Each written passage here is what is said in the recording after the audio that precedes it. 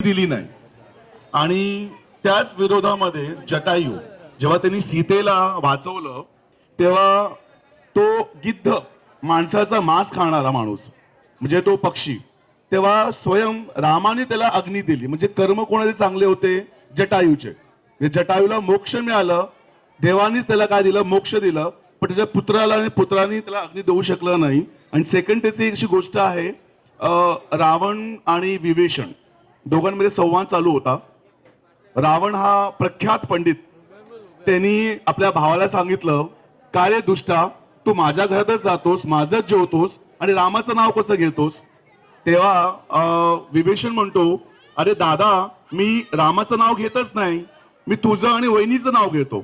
तर रावण हसला, बोलतो, मला काय तू मूर्ख समजतोस का? बोलतो, बघ, र वर्ण कोण? रावण, आणि म वर्ण कोण? मंदोदरी। तर मी कोणाचं नाव घेतलं?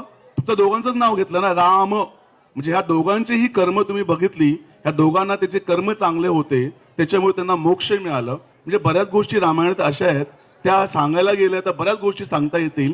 आणि एवढंच नव्हे आहेत की आपण म्हणतो की बाई जे कर्म असतात ते तुम्हाला कुठेही, आता मी इकडे आलो आहे, हे माझे कर्म आहेत। म्हणजे गजानन सर किंवा म्हणा, दत्ता सर म्हणा किंवा बाळू सर म्हणा, ह्यांचं मी कर्ज खाल्लेलं आहे।